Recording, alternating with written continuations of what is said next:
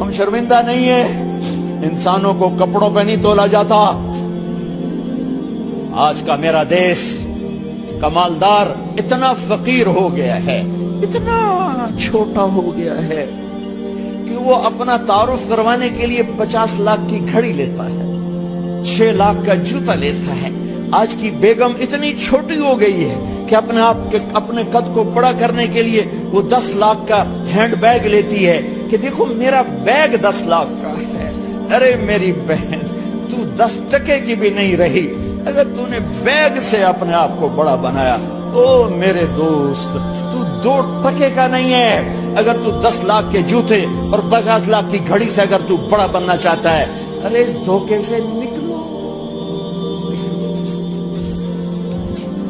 Branded branded branded, کہاں جا رہے ہو؟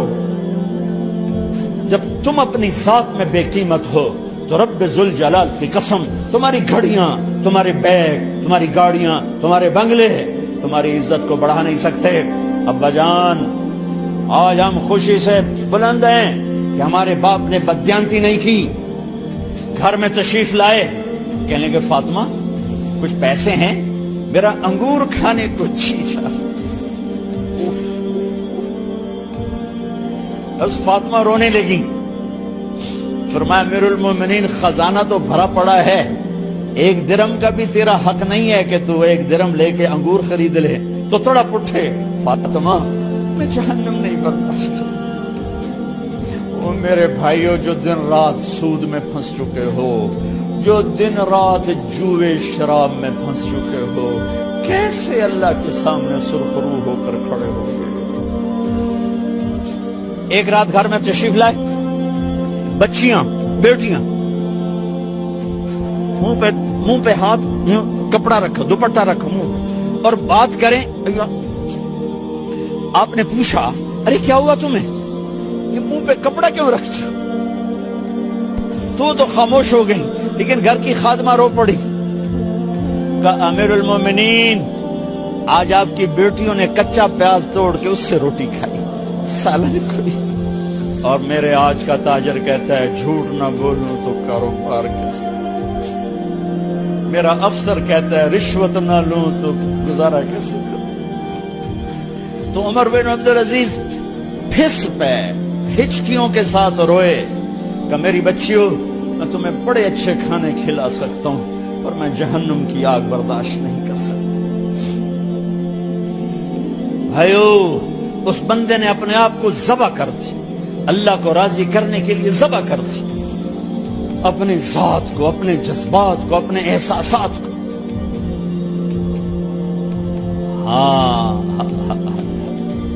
اب اللہ نے صلہ کیا دیا، جب انتقال ہوا ہونے لگا تو بلایا رجا کو، جو میں بات پہلے چھوڑ کے ادھر ان کی تھوڑی سیرت بتائی کہ رجا اب میں مرنے لگا ہوں۔ عبد الملک کالا ہو گیا تھا، ولید کالا ہو گیا تھا، سلیمان کالا ہو گیا تھا۔ یہ کیوں کالے ہوئے تھے؟ یہ بے نمازی نہیں تھے، بدکاری نہیں کرتے تھے، کسی کی طرف ان کی میلی آنکھ نہیں اٹھی کبھی۔ یہ ظالم تھے، ظالم ظالم، انسانوں کا خون پیا، مال میں خیانت کی، اس پر اللہ نے چہرے پھیر دیے۔ آج عمر بن عبدالعزیز جا رہا ہے کہ دیکھو میں جا رہا ہوں، مجھے دیکھو میرے ساتھ کیا ہوتا ہے۔ ان کا انتقال ہوا، ان کی میت قبر کے کنارے رکھی گئی اور اب نیچے اتارنا ہے۔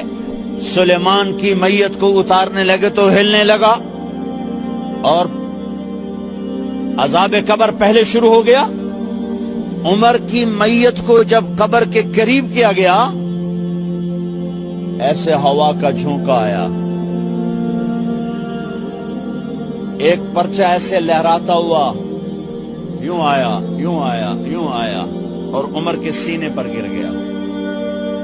لوگ اکٹھے ہو گئے، پرچے کو کھول کے دیکھا گیا تو اس پہ لکھا تھا بسم اللہ الرحمن الرحیم، براءۃ من اللہ لعمر بن عبد العزیز من النار۔ یہ پروانہ ہے اللہ کی طرف سے اس کے بندے عمر کے لیے کہ اسے جہنم سے نجات کی خوشخبری سنا دی جائے۔ آہا، مرنا ہو تو یوں مرو، اللہ اللہ ایسی موت دے دے.